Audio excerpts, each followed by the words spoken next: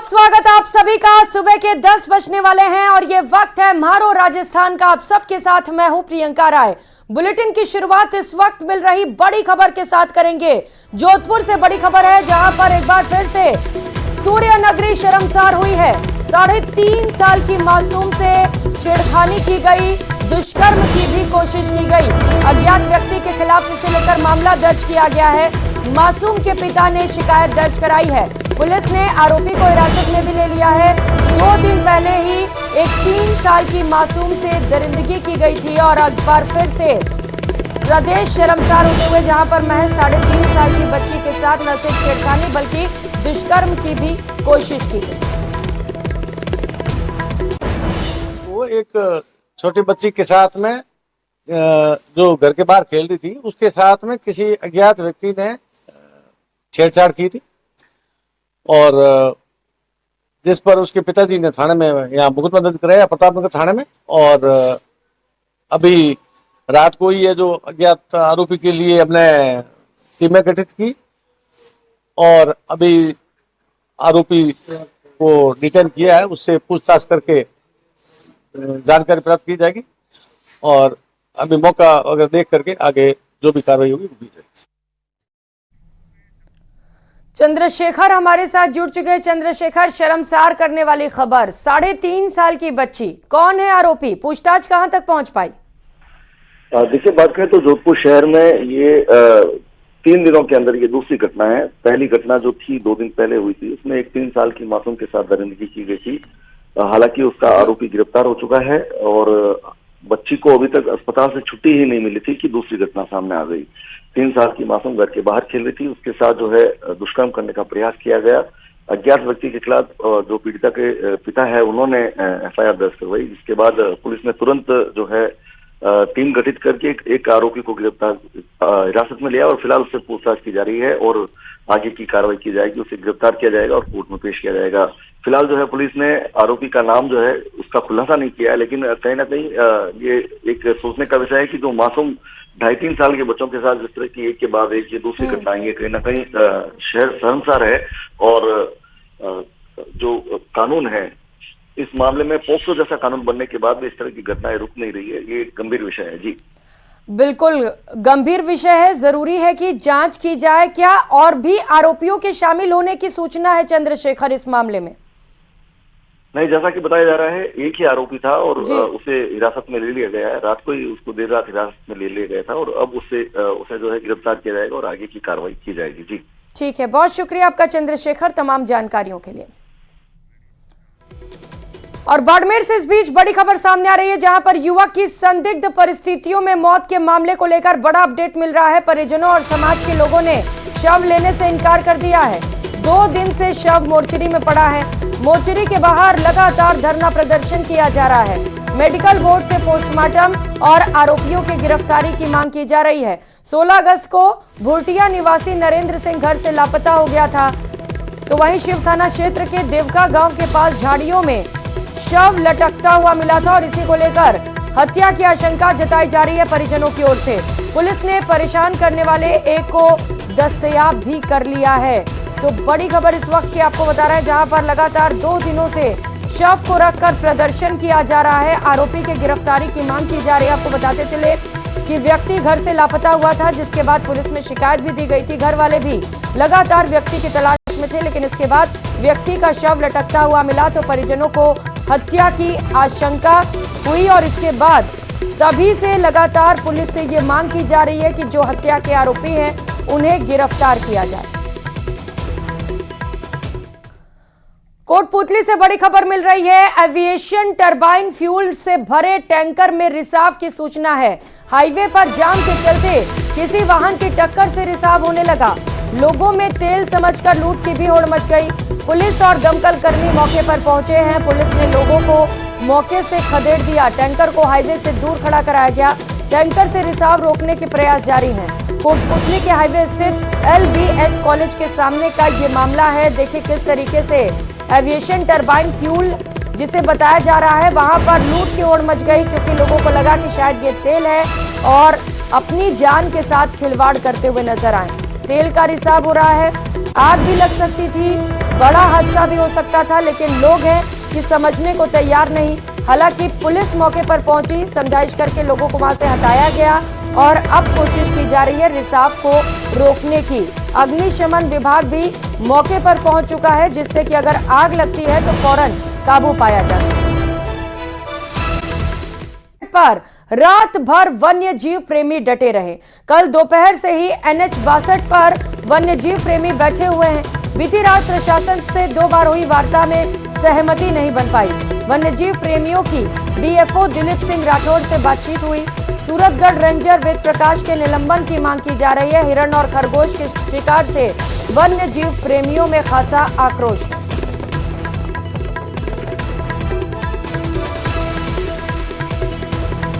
तो वन्य जीव प्रेमी जो है वो DFO दिलीप सिंह राठौड़ और सूरतगढ़ रेंजर वेद प्रकाश के निलंबन की मांग कर रहे हैं और ये सुनिश्चित करने की मांग कर रहे हैं प्रशासन की ओर से कि आगे वन्य जीवों की हत्या नहीं होगी। वो वन विभाग के अधिकारी जिनकी लापरवाही रही या फिर मिलीभगत की भी बात सामने आ रही है, उनके खिलाफ भी कार्रवाई की मांग की जा रही है। वन्य जीव प्रेमियों की ओर से NH 62 से ये तस्वीरें आप देख पा रहे हैं, जहां पर कल से वन्य जीव प्रेमी प्रदर्शन पर डटे हुए हैं। पिछले कई दिनों से लगातार वन्य जीव प्रेमियों की ओर से ये प्रदर्शन किया जा रहा है। हिरण के शिकार को लेकर वन्य जीव प्रेमियों में आक्रोश है। उनका कहना है कि इससे पहले भी कई बार वन्य जीवों की हत्या होती रही है और ऐसे में जरूरी है कि हत्याओं पर लगाम लगे और जो अधिकारी लापरवाह पाए जाए उन पर भी कार्रवाई की जाए। 2 अधिकारियों के निलंबन की मांग लगातार प्रदर्शनकारियों की ओर से की जा रही है। जयपुर से इस बीच बड़ी खबर सामने आ रही है। रवनीत सिंह बिट्टू आज नामांकन दाखिल करेंगे। भजनलाल सरकार के मंत्री विधायक भी इस दौरान मौजूद रहेंगे। बिट्टू विधानसभा में राज्यसभा चुनाव के लिए नामांकन भरेंगे। नामांकन के 4 सेट जमा कराए जाएंगे रवनीत सिंह बिट्टू की ओर से। भाजपा की ओर से सुनील कोठियारी डमी कैंडिडेट भी होंगे। जयपुर शहर के जिलाध्यक्ष रह चुके हैं कोठियारी, जिन्हें डमी कैंडिडेट के तौर पर खड़ा किया जाएगा। तो कल राजस्थान पहुंचे रवनीत सिंह बिट्टू, चूंकि आज नामांकन दाखिल करने की अंतिम तिथि है तो आज किसी भी वक्त बिट्टू नामांकन दाखिल कर सकते हैं और निर्विरोध चयन होगा। चूंकि कांग्रेस ने पहले ही ऐलान कर दिया है कि वो अपनी तरफ से कोई भी कैंडिडेट खड़ा नहीं करेगी। डोटासरा की ओर से यह बयान सामने आया था। उन्होंने कहा था कि कांग्रेस लोकतंत्र पर भरोसा करती है और लोकतंत्र का जीत हो, इसीलिए उसकी ओर से कोई भी कैंडिडेट खड़ा नहीं किया जाएगा। तो कल शाम पहुंचे थे राजस्थान बिट्टू और उसके बाद मुख्यमंत्री भजनलाल शर्मा से उन्होंने मुलाकात भी की थी। मुलाकात के दौरान की ये तस्वीरें इस वक्त आप देख पा रहे हैं, जहां पर दोनों के चेहरे पर मुस्कान। और बाबूलाल सहयोगी इस वक्त हमारे साथ जुड़ चुके हैं। बाबूलाल, किसी भी वक्त नामांकन दाखिल कर सकते हैं बिट्टू? अभी वक्त लगेगा और बीजेपी के जो विधायक हैं उनके आने का सिलसिला शुरू हुआ है। सबसे पहले केसाराम चौधरी पहुंचे हैं विधानसभा, जो कि मारवाड़ जंक्शन के विधायक हैं। अधिकांश जो मंत्री हैं भजनलाल सरकार के, वो बिट्टू के नामांकन दाखिले का जो कार्यक्रम है उसमें शामिल रहेंगे। साथ ही जो बीजेपी के विधायक हैं वो भी उनके साथ में मौजूद रहेंगे। 4 जो है वो नामांकन के सेट जमा कराने वाले हैं और बीजेपी अपना डमी कैंडिडेट भी उतारेगी ताकि कहीं कोई गलती हो जाए तो उसकी भरपाई की जा सके। सुनील कोठारी को पार्टी ने डमी कैंडिडेट बनाने का फैसला किया है। केसाराम चौधरी से पूछते हैं कितनी खुशी की बात है, बेन सिंह का पोता राजस्थान से राज्यसभा के लिए निर्वाचित होगा, तो कितनी खुशी होगी आप लोगों को? ये भारतीय जनता पार्टी है जिसमें सभी संभव है कि कोई भी कार्यकर्ता निश्चित रूप से कहीं न कहीं पद पे पहुंचता है। और हमारे लिए अत्यंत खुशी की बात है कि बेन सिंह जी का पोता रवि नवनीत बिट्टू हमारे यहाँ से राज्यसभा के सांसद के रूप में निर्विरोध चुने जाएंगे। ये पूरा विश्वास है हमें कि हमारा भारतीय जनता पार्टी से कोई भी कैंडिडेट आता है, सभी विधायक एक मुश्त है और एक मुश्त रहते हुए हमारे बिट्टू जी पूर्ण निर्विरोध निर्वाचित होंगे। तो निर्विरोध चुना जाना तय है बिट्टू के सामने, कोई मुश्किल नहीं है, क्योंकि कांग्रेस पार्टी जो है उसने मैदान खाली छोड़ दिया, उनके पास में संख्या बल नहीं है। इसलिए कांग्रेस पार्टी के जो प्रदेश अध्यक्ष हैं गोविंद सिंह डोटासरा, उन्होंने कल कहा था कि कांग्रेस इस चुनाव में उम्मीदवार नहीं उतारेगी, लिहाजा सिर्फ औपचारिकता है नामांकन की, वो जी। पूरी होने के बाद में रवनीत सिंह बिट्टू का चुना जाना तय है। तो बिट्टू पंजाब से आते हैं, लेकिन अब नुमाइंदगी राजस्थान से करेंगे। राज्यसभा में लोकसभा का चुनाव हार गए थे, इस बार लुधियाना से बहुत जबरदस्त चुनाव लड़ा था उन्होंने और महज 21,000 से भी कम वोटों से चुनाव हारे थे अमरिंदर राजा वड़िंग के सामने। तो उनकी जो जीत है वो कई मायनों में खास रहेगी, खास तौर से पंजाब और राजस्थान के रिश्ते और ज्यादा मजबूत होंगे। पंजाब में बीजेपी की जड़ें और ज्यादा गहरी होंगी, क्योंकि वो रेल राज्य मंत्री हैं, इसके अलावा फूड प्रोसेसिंग का डिपार्टमेंट भी वो संभालते हैं और उनका यहाँ से चुना जाना कई संदेश भी देगा, उसके कई सियासी मायने भी हैं। खास तौर से वो किसान समुदाय जो बीजेपी से नाराज चल रहा था उसको भी साधने की कोशिश है और बिट्टू को आगे बढ़ाकर बीजेपी एक तीर से कई निशाने साधना चाहती है। और उनको जब से केंद्र में मंत्री बनाया गया तब से कांग्रेस पार्टी में तो खलबली मची है, क्योंकि वो कांग्रेस के कद्दावर नेता थे, 3 बार के सांसद रहे हैं, यूथ कांग्रेस की बहुत लंबे समय तक उन्होंने राजनीति की है और उनका जो परिवार है उनका जो सियासी रुतबा है पंजाब में वो बहुत जबरदस्त रहा है, दबदबा रहा है एक तरह से इस खानदान का। तो ऐसे में बिट्टू का बीजेपी में आना, फिर केंद्र की सरकार में मंत्री बनना और अब राजस्थान से राज्यसभा के लिए अगर वो चुने जाते हैं तो इससे ज्यादा खुशी की बात बीजेपी बिल्कुल। और कल जैसे ही वो राजस्थान पहुंचे उन्होंने सबसे पहले यही कहा कि राजस्थान का ऋणी रहूंगा। अब जब नामांकन दाखिल करने पहुंच रहे हैं तो मंत्री और विधायक भी इस दौरान मौजूद रहेंगे, दमखम दिखाते हुए, शक्ति प्रदर्शन करते हुए पहुंचेंगे नॉमिनेशन फाइल करने। और साफ तौर पर यह मैसेज भी बाबूलाल कि हम सब एक हैं। जी बिल्कुल। और खुद मुख्यमंत्री भजनलाल शर्मा आएंगे, उनके साथ में अधिकांश कैबिनेट के मंत्री जो इस वक्त जो हैं जयपुर में मौजूद हैं वो सब यहाँ पर रहने वाले हैं। इसके अलावा विधायक भी आएंगे और उनका जो आना है वो अपने आप में बहुत सारी चीज़ें बयां करता है, क्योंकि कल शाम को उनकी उम्मीदवारी का ऐलान हुआ और पहले कई नेता दावेदार थे, माना जा रहा था कि राजस्थान से किसी नेता को भेजा जा सकता है, लेकिन 7-8 दिन पहले ही न्यूज़ 18 ने इस खबर को ब्रेक किया था कि रवनीत सिंह बिट्टू को राजस्थान से राज्यसभा भिजवाया जाएगा और वो खबर हमारी बिल्कुल सही निकली। और बिट्टू जो है जयपुर देर शाम कल पहुंच भी गए थे और आज वो नामांकन दाखिले के लिए थोड़ी देर बाद में विधानसभा पहुंचेंगे। अभी ज्यादा कोई हलचल नहीं है, मैं दिलीप चेसी हमारे जो कैमरा पर्सन उनको दिखाऊंगा। अभी देखिए पूरा इलाका बिल्कुल फिलहाल हलचल नहीं है, लेकिन विधानसभा से ये तस्वीर आपको दिखा रहे हैं जहां पर कुछ ही समय में रवनीत सिंह बिट्टू पहुंचेंगे, नॉमिनेशन फाइल करेंगे और देखना बड़ा ही महत्वपूर्ण होगा किस तरीके से विधायक से लेकर मंत्रियों में और कार्यकर्ताओं में जोश दिखाई देता है। आप नजर बना रखिएगा। बाबूलाल, बहुत शुक्रिया फिलहाल आपका तमाम जानकारियों के लिए।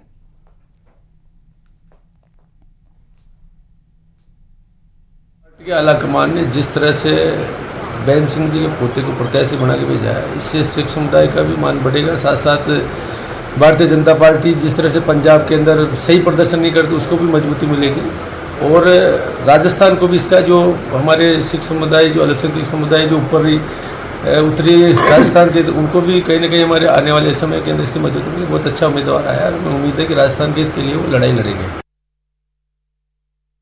चलिए रुक कर लेते हैं बड़ी खबर का। अनुसूचित जाति और जनजाति आरक्षण में क्रीमी लेयर पर सुप्रीम कोर्ट के फैसले के खिलाफ आज कई संगठनों ने भारत बंद बुलाया है। बीएसपी, भीम आर्मी समेत कई पार्टियां भी इस मामले को लेकर प्रदर्शन करेंगी। वहीं कांग्रेस, आरजेडी, जेएमएम समेत कई पार्टियों ने भारत बंद का समर्थन किया है। भारत बंद को देखते हुए राजस्थान के अधिकांश जिलों में स्कूल भी बंद किए गए हैं। सहयोगी विष्णु इसी खबर पर हमारे साथ सीधे जुड़ चुके हैं। विष्णु, भारत बंद का कितना असर राजस्थान में?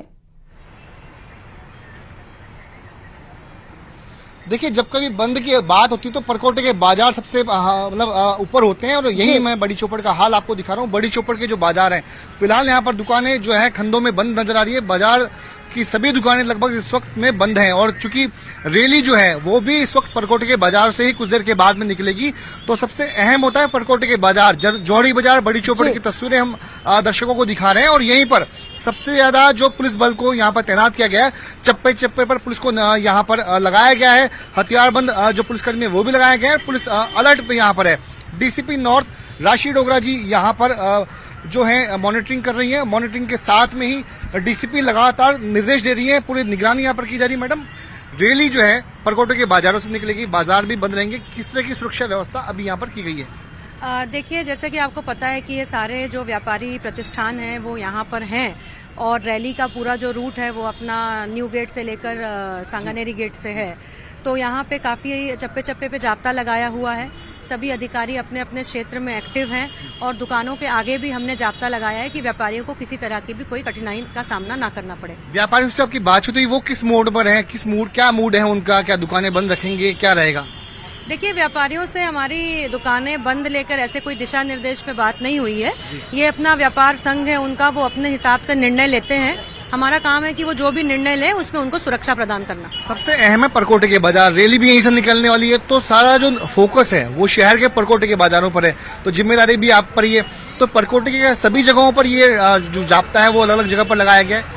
जी, पूरे रूट पे जाब्ता लगाया गया है और क्योंकि अलग अलग जगह से लोग रामनिवास बाग में इकट्ठे होंगे तो हर रूट पे हर थाना अधिकारी अपने अपने क्षेत्र से ये सुनिश्चित कर रहा है कि जो भी भीड़ है वो सही तरीके से एक जगह पहुंच जाए और ताकि रैली शांतिपूर्ण तरीके से निकले। मेरा आखिरी सवाल आपसे, सोशल मीडिया पर कोई भ्रामक मैसेज ना फैले, अफवाह ना फैले, उसके लिए कितनी निगरानी पुलिस की ओर से की जा रही है? मेरा आखिरी सवाल। देखिए, सोशल मीडिया हमारा अलग सेल है जो पूरे टाइम ये मॉनिटरिंग करता है कि कोई भी भड़काऊ इस तरह का मटेरियल सोशल मीडिया पे ना आए और अगर हमें कुछ इस तरह का मिलता है तो उस पर हम कार्रवाई करते हैं। तो ये है डीसीपी नॉर्थ राशि डोगरा जी जो बता रही है सोशल मीडिया पर भी निगरानी यहाँ पर की जा रही है। एक बार फिर से मैं दिखा रहा हूँ बड़ी चौपड़ का हाल। फिलहाल बाजारों में जो आवाजाही है वाहनों की वो लगातार जारी है, लोग आराम से बेरोक टोक यहाँ से गुजर रहे हैं। किसी भी तरीके का जो कोई पैनिक है वो बाजारों में नजर नहीं आ रहा है। बिल्कुल पहले की तरह बाजारों में जो भीड़ है, जो लोग हैं वो आसानी के साथ यहाँ से निकल रहे हैं। लेकिन जब रैली यहाँ से कुछ देर करीब 1 घंटे बाद गुजरेगी तब ट्रैफिक को जरूर से डाइवर्ट यहाँ पर किया जाएगा।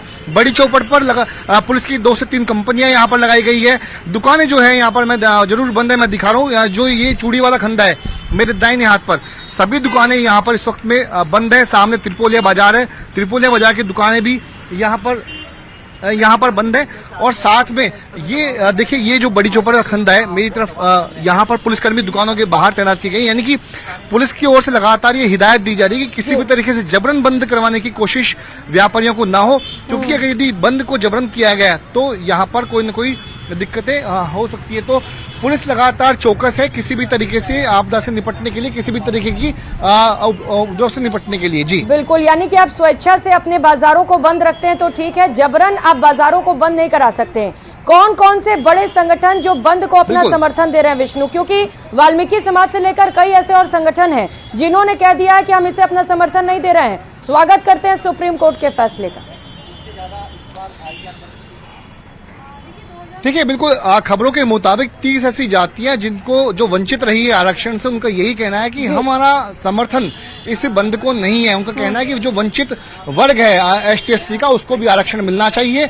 ऐसे में उनकी ओर से कल दीपक डंडोरिया जो कि वाल्मीकि समाज से आते हैं, उन्होंने कहा था। उसके अलावा जो और भी जातियां, सांसी है, भील है, उनकी ओर से धानका है, उनकी ओर से भी यही अपील की गई थी कि वे बंद का समर्थन नहीं करते हैं। किरोड़ी लाल मीणा ने भी कहा कि क्रिमिनल को लागू होना चाहिए। साथ में उन्होंने कहा कि वे भी वंचित वर्ग को आरक्षण दिलाने की मांग का समर्थन करते हैं। और वहीं पर अब जो है कुछ देर के बाद रामनिवास बाग से रैली रवाना होगी। वहां पर इस वक्त यदि मैं जयपुर के हाल आपको बता रहा हूं तो बताना चाहूंगा कि जयपुर शहर में अलग अलग जगहों पर कुछ ग्रुप बंद करके पहले लोकल बाजारों को बंद करवा रहे हैं और वहां से रैली के रूप में इकट्ठा धीरे धीरे अलग अलग इलाकों से रैली के रूप में होकर के ये सभी लोग रामनिवास बाग पहुंचेंगे। वहां सभा होगी और उसके बाद में चौड़ा रास्ता त्रिपोलिया बाजार से होकर के रैली बड़ी चौपड़ पहुंचेगी। यहीं से रैली आगे निकल करके और फिर किशनपोल बाजार, छोटी चौपड़ होते हुए वापस से रामनिवास बाग पहुंचेगी।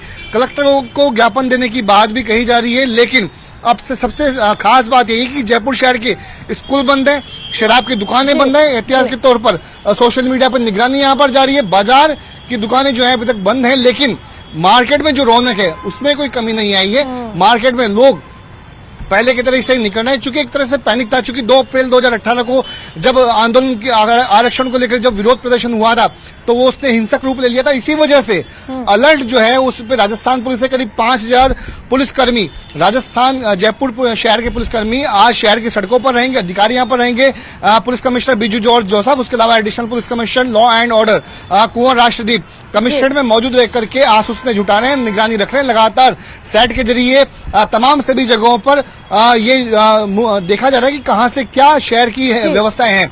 और वहीं पर यदि मैं बात करूं राजस्थान की, तो करौली जिले में इंटरनेट को बंद कर दिया गया है। भरतपुर में भी मृदुल कछावा ने बिल्कुल, अपील की कि विष्णु, बंद अलग को अलग शांत- जगहों से, जिलों से तस्वीरें भी लगातार हम दर्शकों को दिखा रहे हैं सेकंड विंडो में कि किस तरीके से प्रदेश के अलग अलग जगहों पर बंद का असर दिखाई दे रहा है। और आपके ठीक पीछे हम तस्वीरें भी देख पा रहे हैं जहां पर बाजारें तो बंद है लेकिन आवागमन लगातार जारी है। बहुत शुक्रिया आपका विष्णु तस्वीरें दिखाने के लिए। और चलिए खबरों में आगे बढ़ेंगे। आज संपूर्ण भारत बंद का आह्वान किया गया है। भारत बंद को देखते हुए शहर के विभिन्न जगहों पर पुलिस बल तैनात है। इसके अलावा पुलिस की विशेष टुकड़ियों को भी विभिन्न जगहों पर तैनात किया गया है। जोधपुर कमिश्नरेट में चप्पे चप्पे पर पुलिस बल की तैनाती है, तो वहीं जोधपुर के विभिन्न संस्थान आज बंद रखे गए हैं। स्कूल, कॉलेज में अन्य संस्थान भी आज बंद हैं। इमरजेंसी सेवाओं को छोड़कर तमाम संस्थान आज बंद हैं। आरक्षण को लेकर के जोधपुर में भी बंद का आह्वान किया गया है। इसको लेकर के 1 बजे तक बंद रखा जाएगा। उसके बाद में जालोरी गेट चौराहे से रैली के रूप में यहां से ये हुजूम रवाना होगा, जो कि कलेक्ट्रेट परिसर के बाहर एक सभा में तब्दील होगा। उसके बाद राष्ट्रपति के नाम ज्ञापन दिया जाएगा। इससे पहले एक आदेश आया जिसके तहत आपसी सहमति के साथ में स्कूलों और शैक्षणिक संस्थाओं के साथ साथ आंगनवाड़ी और अन्य जो संस्थाएं हैं उनमें बंद का स्वीकृति दी गई है, जिसके तहत सभी जो शिक्षण संस्थाएं हैं वे बंद हैं। उसके अलावा आपातकालीन सेवाओं को मुक्त रखा गया है। क्या कुछ है मांग, इसको लेकर के बात करते हैं। शॉर्ट में हमारी एक ही मांग है, जो ये निर्णय आया है 1 अगस्त को सुप्रीम कोर्ट का, इस निर्णय के हम खिलाफ है। दलितों के आरक्षण के साथ छेड़छाड़ हम नहीं सहन करेंगे। दलितों को जो तोड़ने का काम है, जो वर्गीकरण करने का काम है, वो हम नहीं सहन करेंगे। हमारी जो पूरे देश के अंदर जो जय भीम और नीले झंडे की और दलित एकता का जो प्रतीक बना है, इसको भाजपा सरकार तोड़ने का काम कर रहे हैं। हम इसके खिलाफ है, हमारी एकता नहीं तोड़ने देंगे। क्या क्या कुछ है आज जो है, क्या कुछ रहने वाला है?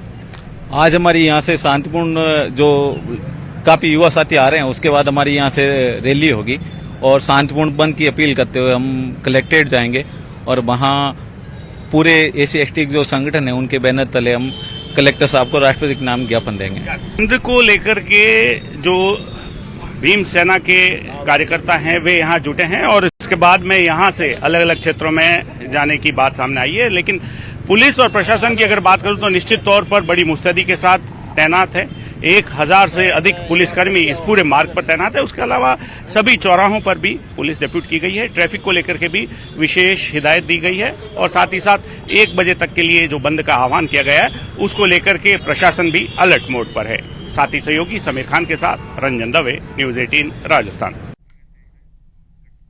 फिलहाल यहाँ रुकेंगे एक छोटे से ब्रेक के लिए। आप बने रहे हमारे साथ, देखते रहिए न्यूज 18 राजस्थान। नमस्कार।